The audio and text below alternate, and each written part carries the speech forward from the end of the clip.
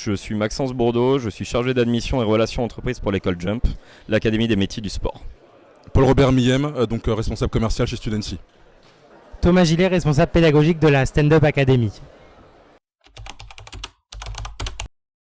Les jeunes Français peuvent être bons en éloquence, mais le but, notamment avec la Stand-Up Academy, ça permet de donner confiance en soi et la prise de parole en public. Et les cours de théâtre peuvent nous aider grandement à faire cette prise de parole en public et à améliorer son éloquence. Totalement, en effet, ouais, il y en a beaucoup qui créent leur propre entreprise. Je pense que un sport les plus parlants, ça va être tennis et football dans les agences quand même, agences pour les joueurs et en reconversion professionnelle.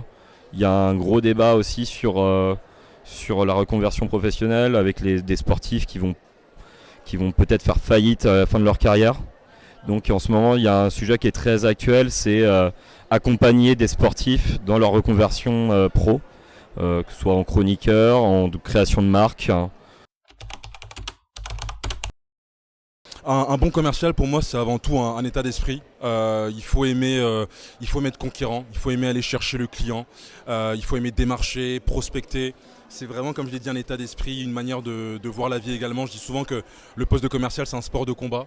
Il ne faut pas attendre que finalement le client vienne à vous, qu'il tombe du ciel. C'est vraiment à vous de vous lever le matin et d'aller les chercher. Donc c'est comme ça que je vois effectivement ce poste de commercial. Avoir la tchatch, il faut être en mesure de pouvoir s'adapter à tout type de client, être en mesure aussi de pouvoir justement avoir différents types de français, différents types de vocabulaire, avoir un champ lexical qui soit varié, qui soit finalement adapté à la clientèle à laquelle vous êtes confronté.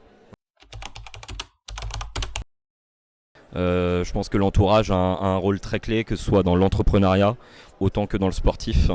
Voilà, on a vu un nombre de carrières brisées, notamment à cause d'un manque d'accompagnement, voilà, de personnes qui voulaient profiter.